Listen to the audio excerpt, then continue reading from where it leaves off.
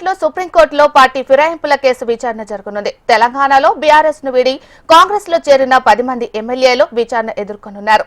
సుప్రీంకోర్టులో జరగబోయే విచారణపై ఇరు పార్టీలో ఉత్కంఠ నెలకొంది.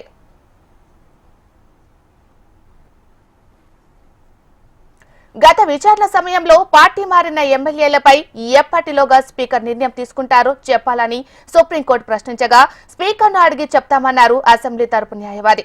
ఇప్పటికే విచారణ ఇవ్వాలని స్పీకర్ నోటీసులు ఇవ్వగా 40 రోజుల సమయం కావాలని సమాధానమిచ్చారు పార్టీ మారిన ఎమ్మెల్యేలు.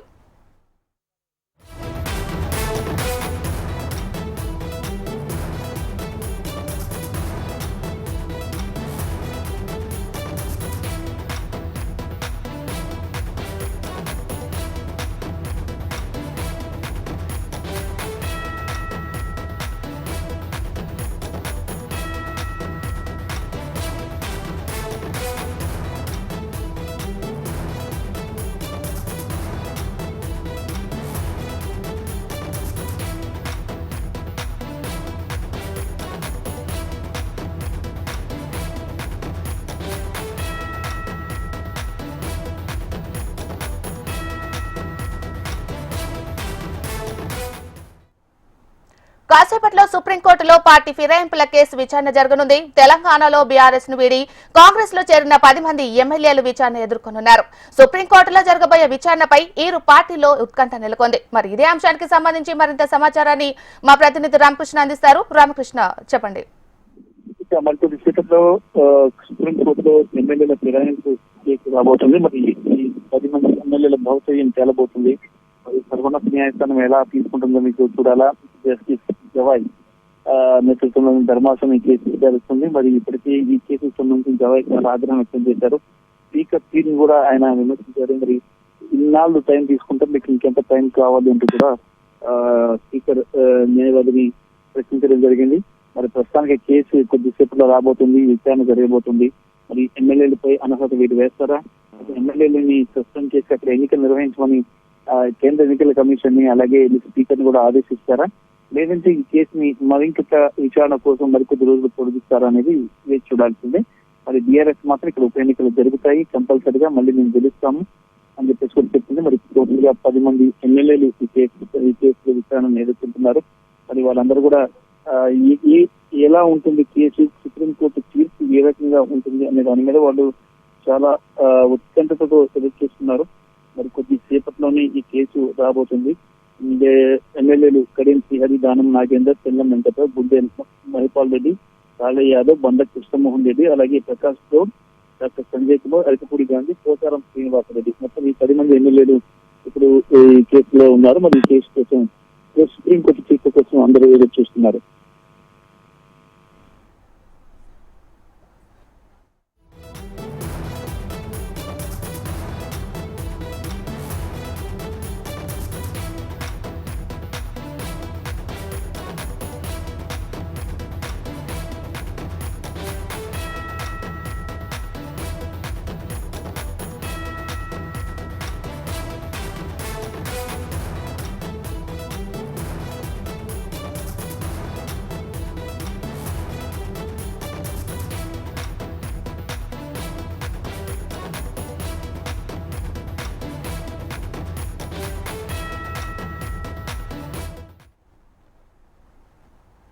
భారత చీఫ్ ఎలక్షన్ కమిషనర్ గా సీనియర్ ఐఏఎస్ అధికారి జ్ఞానేష్ కుమార్ నియమితులయ్యారు. ఈ రోజుతో chief election commissioner Rajiv Kumar పదవీకాలం ముగియడంతో కొత్త చీఫ్ ఎలక్షన్ కమిషనర్ ను హై లెవెల్ కమిటీ ఎంపిక చేసింది. ప్రధానమంత్రి నరేంద్ర మోదీ అధ్యక్షతన న్యాయశాఖ మంత్రి అర్జున్ రామ్ మేఘ్వాల్, కేంద్ర హోంశాఖ మంత్రి అమిత్ షా, ప్రధాన ప్రతిపక్ష నేత రాహుల్ గాంధీ, సిఈసి అభ్యర్థి Gyanesh Kumar high level committee ప్రతిపాదనను రాష్ట్రపతి ఆమోదానికి పంపారు. కొత్త చీఫ్ ఎలక్షన్ కమిషనర్ పదవికి జ్ఞానేశ్వర్ కుమార్ నియామకంపై ప్రతిపక్ష నేత రాహుల్ గాంధీ అభ్యంతరం వ్యక్తం చేశారు. చీఫ్ ఎలక్షన్ కమిషనర్ ఎంపిక ప్రక్రియపై సుప్రీంకోర్టులో కేసు పెండింగ్ ఉన్న దృష్ట్యా తీర్పు వెలువడేదాకా నియామకాన్ని పెండింగ్ లో పెట్టాలని రాహుల్ గాంధీ సూచించారు. హై లెవెల్ కమిటీలో మెజార్టీ సభ్యుల ప్రతిపాదనను రాష్ట్రపతి ద్రౌపది ముర్ము ఆమోదించడంతో భారత చీఫ్ ఎలక్షన్ కమిషనర్ గా జ్ఞానేశ్వర్ కుమార్ నియమితులయ్యారు. ఈయన 2029 జనవరి 26వ తేదీ వరకు చీఫ్ ఎలక్షన్ కమిషనర్ గా కొనసాగుతున్నారు. జ్ఞానేశ్వర్ కుమార్ 1988 ఐఏఎస్ బ్యాచ్ కు చెందిన కేరళ కేడర్ అధికారి. వివిధ ప్రభుత్వ శాఖల్లో సమర్థవంతంగా పనిచేశారు. కేంద్ర సహకార శాఖ కార్యదర్శిగా పనిచేస్తూ గత 2024 జనవరిలో పదవి విరమణ పొందారు. ఆయన కెరియర్ లో పార్లమెంటరీ వ్యవహారాల కార్యదర్శిగా, హోంశాఖలో జాయింట్ సెక్రటరీ, అడిషనల్ సెక్రటరీగా పనిచేశారు. రక్షణ శాఖలో జాయింట్ సెక్రటరీ హోదాలు పనిచేశారు. ఐఏఎస్ అధికారిగా కేరళలో పనిచేసినప్పుడు ఆర్థిక, ప్రజా పనుల విభాగంలో కీలక పాత్ర పోషించారు. 2019 నుంచి 2016 మధ్య ఢిల్లీలోని కేరళ హౌస్ రెసిడెంట్ కమిషనర్ గా సేవలు అందించారు.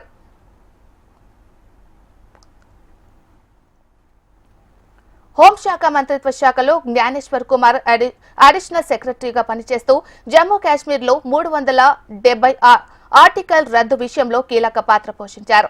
ప్రధాని నరేంద్ర మోదీ నేతృత్వంలో బాధ్యత గల అధికారిగా పనిచేస్తూ కీలక బిల్లుల రూపకల్పనలో భాగస్వామ్యమయ్యారు. రామ్ జన్మభూమి తీర్థ ట్రస్ట్ ఏర్పాటులోనూ బాధ్యతాయుత పాత్ర పోషించారు. దీంతో కేంద్ర ప్రభుత్వ కార్యకలాపాల్లో విశ్వసనీయ పాత్రుడిగా నిలిచారు.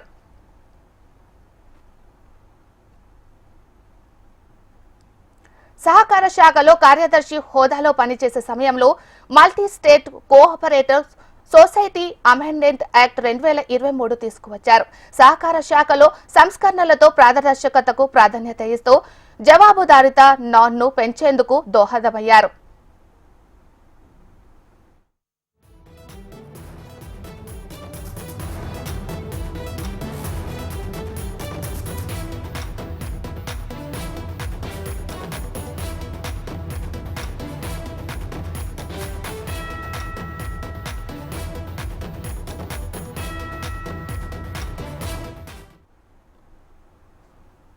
తిరుమల కల్తీ నెయ్యి వ్యవహారంలో సిట్ విచారణ కొనసాగుతోంది. ఇప్పటికే 4 నిందితులను 5 రోజులు కస్టడీకి తీసుకుని విచారిస్తూ సిట్ 4 రోజుల విచారణలో కీలక విషయాలు రాబట్టింది. నేటితో నిందితుల కస్టడీ ముగియడంతో వారిని విచారణ అనంతరం జడ్జి ముందు హాజరుపరచనున్నారు. అయితే 4 రోజుల పాటు జరిగిన విచారణలో కొన్ని ప్రశ్నలకు నిందితులు మౌనంగా ఉన్నట్లు తెలుస్తోంది. ఈ నేపథ్యంలో కస్టడీ పొడిగించాలని సిట్ అధికారులు కోర్టును కోరుతున్నారు.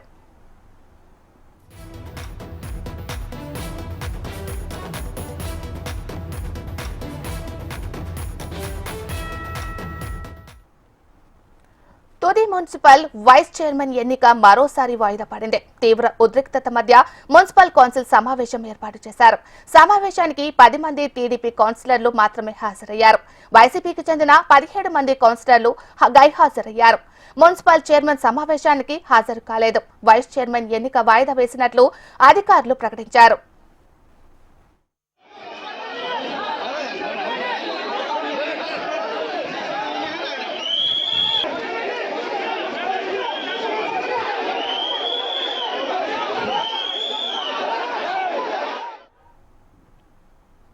హెచ్ఐసిసిలో సైబర్ సెక్యూరిటీ కాంక్లేవ్ లో మంత్రి Sridhar Babu ప్రసంగిస్తున్నారు.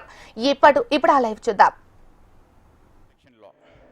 And I would like to say is our state has always been proactive in developing robust cyber security ecosystem, focusing on various initiatives in combating cyber threats and also enhancing digital security.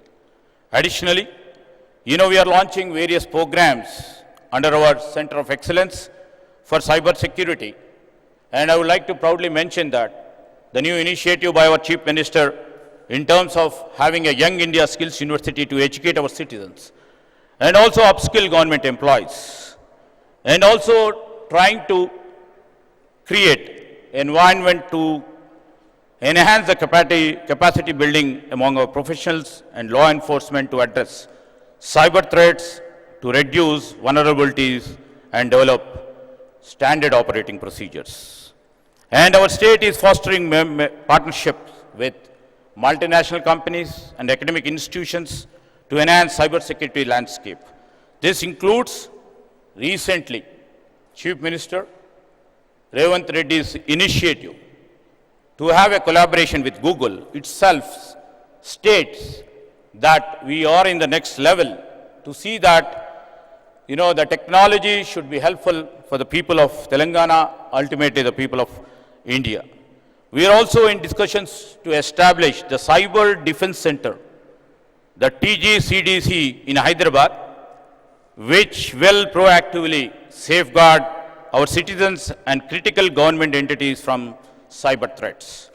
I would like to mention here, the sessions would be long, the 5 or 6 sessions over here, and the basic point I would like to mention here is, now the emerging technologies like AI has come into play. How does this AI play its role? We would like to mention here is, because the deliberations, for the day-long deliberations which you would be part and parcel, should be looking into 2 angles. As everybody knows, the technology and technology advancement has double-edged role. And AI, definitely, because we have many apprehensions. In terms of cyber security, I would like to mention few points where the deliberations can also come up with some solutions. In enhancing cyber attacks and defenses, I would like to see that, this AI enables cyber criminals to execute attacks with greater sophistication, speed and precision. How do we deal about it? AI-powered malware can adopt its behavior to evade detection by traditional cyber security measures. What need to be done? AI can automate and scale phishing attacks, making them more effective. How to deal with it? AI tools can allow cybercrime groups to collect and analyze private data in greater detail. How do we arrest that? AI-driven attacks can identify vulnerable and exploit weaknesses. How do we deal with it? Hackers use AI to create advanced attack and deploy new and updated forms of malware. So how do we deal with all these things? And I would like to mention here, these are, in this sort of conferences, the solutions which you people come up. Our government, especially our Chief Minister, who is very proactive in his approach, would like to take the best of the solutions and move forward in enhancing our technological fabric. And, our Chief Minister in recent visit to our Davos, he recently announced that Telangana is aiming to achieve 1 gigawatt of data center capacity to host our data center, which will be absolutely be AI-driven data centers in times to come. We must know now the digital world absolutely is most vulnerable than the physical one.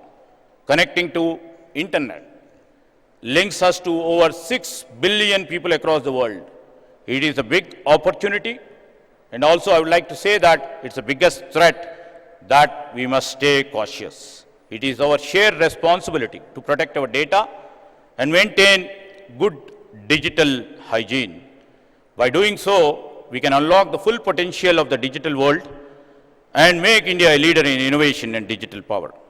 I would like to mention here to and address the growing cyber threat landscape while fostering innovation on one hand and inviting investment in the region. Our government, through policies, dedicated centers and collaborative council would be creating and would be serving. And also, we would like to see that a best and vibrant digital environment is being created.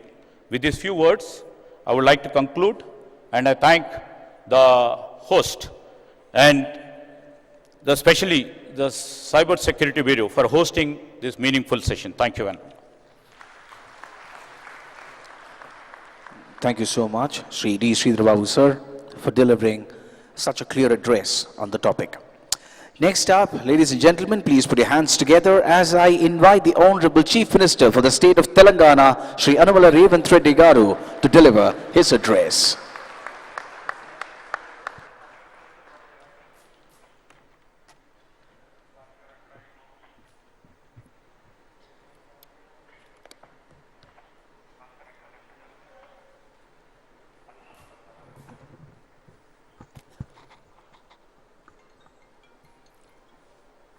My colleague D. Sridhar Babu Garu, IT and Industries Minister, DGP Jitendra, State of Telangana, Home Secretary, Special Chief Home Secretary, Ravi Gupta Garu, and Cybercrime DGP Shikha Goyal and friends. I am happy to share with all citizens of Telangana that my government has set up a goal to make our state #1 in cyber safety in the country. Today, we are organizing Shield 2025, where we are discussing digital safety and future. I congratulate Telangana Cyber Security Bureau, Cyberabad Police, and Society for Cyberabad Security Council for organizing this event of its kind. I am happy to be here with all law enforcement officials, cybersecurity experts, industry leaders, and government representatives who are working together to make Telangana #1 cyber safety state. An estimate recently said rupees 22,812 crore were stolen by cyber criminals in India last year. This is a threat to our economy and our citizens. Another major threat today is a fake news. Misinformation on social media can cause chaos in the society. My government is committed to working with experts, IT firms, and allocate all resources to build an ecosystem for cyber security solutions. We have to make Telangana a secure business hub. I request everyone to share this number 1930. It's a 24/7 cyber helpline. Once again, 1930. It's a 24/7 cyber helpline. Telangana is one of few states with a fully operational cyber security bureau and a dedicated cybercrime helpline to protect citizens. We launched 7 new specialized cybercrime police stations in last year. I congratulate the DGP and Director of Cyber Bureau for creating these facilities. I congratulate DG CSB team for organizing this event, which will enable collaboration between police, academia, and experts. Let us work together to make Telangana a cyber safe state. మిత్రులారా, ఈరోజు ఈ కార్యక్రమం అత్యంత కీలకమైన కార్యక్రమం. ప్రపంచంలో నేరాల రూపు విధానం చాలా వేగంగా మారుతుంది. ఈ వేగంగా మారే విధానంలో మన యొక్క పరిపాలన విధానాలను మార్చుకొని సమాజంలో వస్తున్న సవాళ్ళను ఎదుర్కోవడానికి అవసరమైన అన్ని ప్రణాళికలు మనం సిద్ధం చేసుకోవాలి. ఒకప్పుడు దేశంలో కానీ ప్రపంచంలో కానీ తీవ్రమైన నేరాలు, మర్డర్, రేప్ని మనం అత్యంత తీవ్రమైన నేరంగా చూసేది. అదేవిధంగా దోపిడీలు చేయాలి అంటే నేరగాళ్ళు మన ఇంటికి రావాలి, మన తలుపులో మన కిటికీలో బద్దలు కొట్టాలి, మన ఇంట్లోకి రావాలి, మన త్రిజోరీని పగలగొట్టి తీసుకెళ్ళాలి. కానీ ఈరోజు త్రిజోరీ ఆర్ ట్రెజరీ అనే పదానికే డెఫినేషన్ మారింది. ఈరోజు మన త్రిజోరీ, మన ట్రెజరీ మన కంప్యూటర్ లేకపోతే మన మొబైల్. సో మన కంప్యూటర్ని, మన మొబైల్ని మన ఇంటికి వచ్చి ఎత్తుకెళ్లాల్సిన పని లేదు. వాళ్ళు ఎక్కడున్నా కూడా they can enter into your computer or otherwise your mobile. మీ త్రిజోరీలో, మీ ట్రెజరీలో ఉన్న ఎలాంటి ఖజానానైనా దొంగతనం చేయడానికి నవడేస్ సైబర్ క్రైమ్ అనేది ఈ నేరాల రూపు మారింది. ఈ నేరగాళ్లను పట్టుకోవడానికి అవసరమైన విధి విధానాలను రూపొందించుకోవాల్సిన అవసరం ఉన్నది. ఈ విధి విధానాల రూపకల్పనలో సైబర్ సిటీ 25 సంవత్సరాల క్రితమే మనం హైదరాబాద్లో ఏర్పాటు చేసుకున్నాం. ఈరోజు సైబర్ నేరాలను నియంత్రించడానికి కూడా ఈ దేశానికి ఆదర్శంగా మొదటి స్థానంలో తెలంగాణ రాష్ట్రం ఉన్నది. మా పోలీసు అధికారులు ప్రత్యేకమైన నిరంతర కృషి చేయడంతో ఈరోజు దేశంలోనే సైబర్ క్రైమ్ను నిరోధించడంలో తెలంగాణ రాష్ట్ర పోలీసు విభాగం ముందు భాగాన నిలబడ్డది. ఇది మేము చెప్పడం కాదు, కేంద్ర ప్రభుత్వమే గుర్తించి మా అధికారులను అభినందించింది. కానీ ఇది సరిపోదు. ఈరోజు జరుగుతున్న నేరాలు ప్రతిరోజు, ప్రతి గంట, ప్రతి నిమిషం కాదు, ప్రతి సెకండ్ సైబర్ నేరాలు జరగడానికి అవకాశం ఉంది. వీటిని నియంత్రించాల్సిన బాధ్యత మనందరి మీద ఉన్నది. గతంలో పోలీస్ వ్యవస్థ చేజింగ్ సెల్ లాగా ఉండేది. ఒక నేరం జరిగిన తర్వాత నేరగాళ్ళను పట్టుకోవడానికి అవసరమైన ప్రణాళికలు పోలీసులు సిద్ధం చేసుకునేది. కానీ ఈరోజు నేరం జరిగిన తర్వాత పట్టుకోవడం అనేది సైబర్ క్రైమ్లో అంత ఆశామాసిగా లేదు. ఎందుకంటే గతంలో ఫిజికల్ క్రైమ్ అనేది within the state, within the village or within the ఏరియాలో జరిగేది. సైబర్ క్రైమ్ అనేది sky is the limit for crime. ఏ దేశంలో అయినా ఎక్కడైనా ఉండి ఏ నేరమైనా చేయొచ్చు. ఆ నేరం ఎక్కడి నుంచి జరిగింది కనుక్కోవడం ఒక ఇబ్బంది అయితే, నేరం చేసిన వాళ్ళని గుర్తించడం రెండవ ఇబ్బంది అయితే, నేరం చేసిన వాళ్ళని పట్టుకొని శిక్షించడం మూడవ ఇబ్బంది. ఇన్ని రకాల ఇబ్బందుల నేపథ్యంలో నేరం జరగకుండా నిరోధించాల్సిన బాధ్యతనే మన పోలీస్ వ్యవస్థ మీద ఉన్నది. ఈ పోలీస్ వ్యవస్థ కూడా ఒక రాష్ట్రానికి పరిమితమైన విధానాలతో మనం ముందుకు వెళ్ళలేం.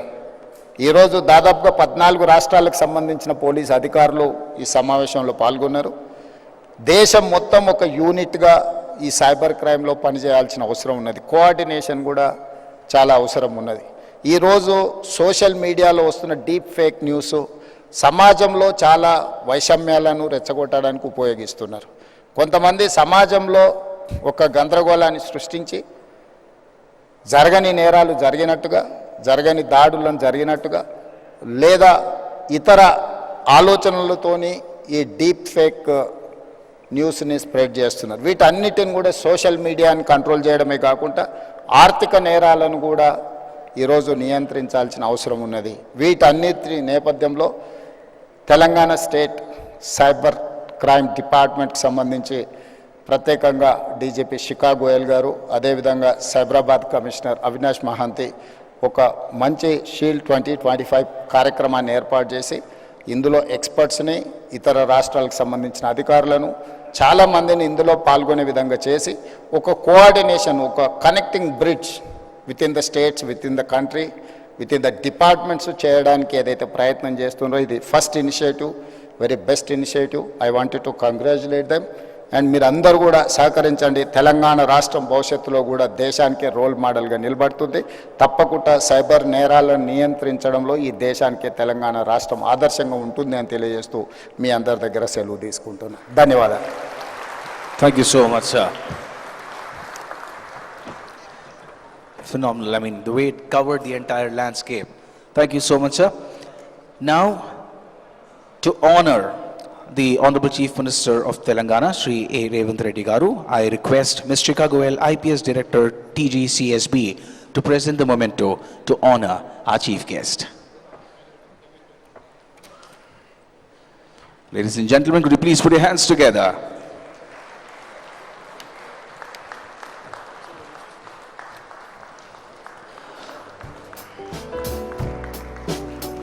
Thank you, sir. Next, I would request Sri Avinash Mohanty, IPS CP Cyberabad, to present the memento and honor Sri D. Sridhar Babu Garu, Honorable Minister of IT of the State of Telangana.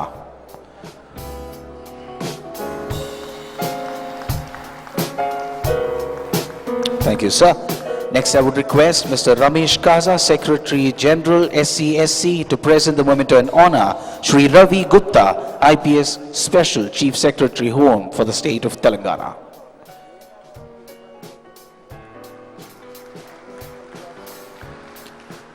Next, I would request Sri Harshavardhan, IPS SP Telangana Cyber Security Bureau, to present the memento and honor Dr. Jitendra. రోజు రోజుకు మత్తు పదార్థాలకు అలవాటు పడుతున్న వారి సంఖ్య పెరుగుతుంది. మద్యం, గంజాయి తదితర మత్తు పదార్థాలకు అలవాటు పడి యువత జీవితాలను గుర్తు చేసుకుంటున్నారు. ఈ వ్యసనాల కారణంగా పచ్చని కాపురాల్లో చిచ్చురేగుతోంది. ఇంకా కొందరు మత్తులో నేరాలకు పాల్పడి జీవితాలను నాశనం చేసుకుంటున్నారు. ఈ నేపథ్యంలో ప్రభుత్వ రాష్ట్ర వ్యాప్తంగా గంజాయి, డ్రగ్స్ ను నిర్మూలించేందుకు ప్రత్యేక కార్యాచరణను రూపొందిస్తోంది. అందులో భాగంగానే ఆదిలాబాద్ రిమ్స్ లో డ్రగ్స్ ది అడిక్షన్ కేంద్రంలో ప్రత్యేక వార్డులను ఏర్పాటు చేసి మత్తు పదార్థాల బానిసలుగా మారిన వారికి అవసరమైన చికిత్సలు అందజేస్తున్నారు. మానసిక వైద్య నిపుణుల ద్వారా ప్రత్యేక కౌన్సిలింగ్ కూడా నిర్వహిస్తున్నారు. డ్రగ్ ది అడిక్షన్ కేంద్రానికి తీసుకువచ్చిన తర్వాత బాధితుల్లో ఎంతో మార్పు కనిపిస్తుందని బాధితుల కుటుంబ సభ్యులు పేర్కొంటున్నారు.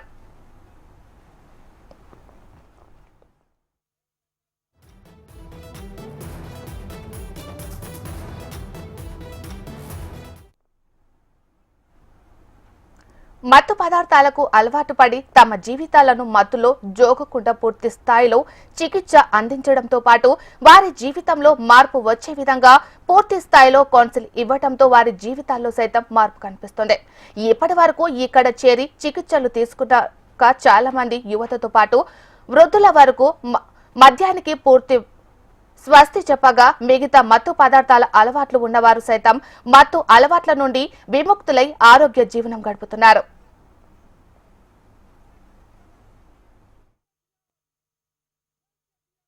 తాగుడుకు అలవాటు అయిపోయిండు. ఇంటికాడ ఇట్లా తిట్టుడు కొట్టుడు. ఇక హాస్పిటల్ తెలిసిందైతే ఇక్కడికి వచ్చినాం సార్. ఇక్కడ వస్తే మంచిగానే ఉన్నది. డాక్టర్స్ సిస్టర్స్ చాలా సహకరిస్తున్నారు. ఫుడ్డు మధ్యాహ్నం 3 పూటలు పేషెంట్కు బాగా చూసుకుంటున్నారు సార్. మంచిగా ఉన్నది. మంచిగా మస్తు కంట్రోల్ అయింది.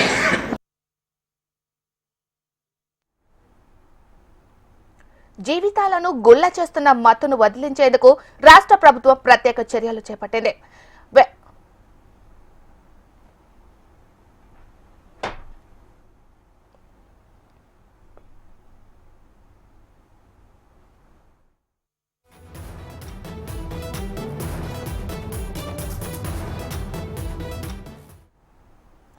జీవితాలను గుల్ల చేస్తున్న మత్తును వదిలించేందుకు రాష్ట్ర ప్రభుత్వం ప్రత్యేక చర్యలు చేపట్టింది.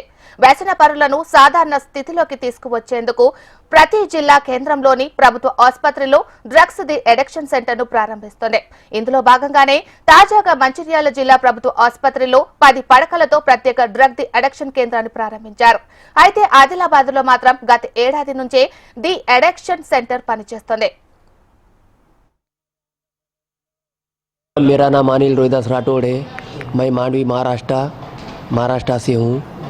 तो मैंने बहुत ज़्यादा शराब पी ली थी. बिकॉज मुझे कंट्रोल नहीं हुआ तो मैं यहाँ पे आया. ओम प्रकाश सर ने मेरा बहुत अच्छे से इलाज करा. बोलते मेरा यहाँ पे जब आया था मैं तो मुझे होश कुछ भी नहीं था. बिकॉज एनर्जी तो थी ही नहीं बट हाथ भी कुछ काम नहीं कर रहे थे मेरे. నా పేరు గంగన్న. నేను చిన్నప్పటికైనా తాగుతున్నా సార్. ఉండి లిమిట్ దాటిందంతే, వేరేది ఏం లేదు. ఇప్పుడు బంద్ చేస్తాయి. డాక్టర్లు మంచిగా అందిస్తున్నారు మాకు. సూదులు గోళీలు గంటకు మాకు మా వెంబడి మంచిగా చూస్తున్నారు. డిజిటల్ ఇక్కడ మంచిగా చూస్తున్నారు. మనం రిమ్స్ డి అడిక్షన్ సెంటర్ అనేది దాదాపు చాలా రోజులుగా మనం రన్ చేస్తూ ఉన్నాము. అయితే ఇక్కడ ఇప్పుడు మనకి క్రాస్ సెక్షనల్గా ఏంటంటే ఒక 16 పేషెంట్స్ ఉన్నారు ఈరోజు. ఇప్పుడు మన బెడ్ స్ట్రెంత్ ఆల్కహాలిక్ పేషెంట్స్ 16 ఉన్నారు. జనరల్ సైకాట్రీ పేషెంట్స్ ఒక 1-2 ఉన్నారు. ప్రిడామినెంట్లీ ఆల్కహాలిక్, దాంతో కో డిపెండెన్స్ లాగా టొబాకో కానీ స్మోకింగ్ కానీ అవి కూడా ఉన్నటువంటి పేషెంట్స్ ఉన్నారు మనము. సో దాదాపుగా మనం ఇక్కడ ఉండి డి అడిక్షన్ చేయడము, వాళ్ళకు థెరపీస్ చేయడము, కౌన్సిల్ చేయడము, వాళ్ళకి షెడ్యూలింగ్ ఇవ్వడము, స్టూడెంట్స్ ఉన్నారు, వీళ్ళందరితో మనం వాళ్ళకి ఈ బంద్ చేయించడము. ఈ ప్రాసెస్లో డీటాక్సిఫికేషన్ అనేది ఫస్ట్ మనం చేసేది డీటాక్సిఫికేషన్ అనమాట. పేషెంట్ వచ్చాక ఈ తాగుతూ ఉంటారు కదా, ఈ తాగింది మొత్తం క్లియర్ అవ్వడానికి అని చెప్పేసి మనము డీటాక్సిఫికేషన్ చేస్తాము. ఈ ప్రాసెస్లో వాళ్ళకి షేకింగ్ అవ్వడము, చేతులు వివిధ లక్షణాలు వస్తాయి. కాలు చేతులు గుంజుతూ అనడము, నిద్ర పట్టకపోవడము, కొందరు పిచ్చిగా అదరడము, మాట్లాడడము, వాళ్ళు వీళ్ళు వచ్చే ఇట్లాంటివన్నీ కూడా జరుగుతూ ఉంటాయి. సో వాటిని మనం ఫస్ట్ ట్రీట్మెంట్ పెట్టి మంచిగా చేస్తాం. అది ఒక 3-4 డేస్లో యూజువల్గా మ్యాక్సిమం పేషెంట్స్ ఎదరడం ఇవన్నీ తగ్గిపోతాయి. నిద్ర కూడా ఒక 4-5 రోజుల్లో యూజువల్గా సెట్ అయిపోతుంది అనమాట. దీని తర్వాత ఇదంతా స్మూత్ అయిపోయి మనం చెప్పింది మంచిగా వినే టైంలో అప్పుడు మనం ఆల్కహాల్ గురించి డిస్కషన్ స్టార్ట్ చేస్తాం అనమాట. ఇవి బులెటిన్ అప్డేట్స్. చూస్తూనే ఉండండి HM TV.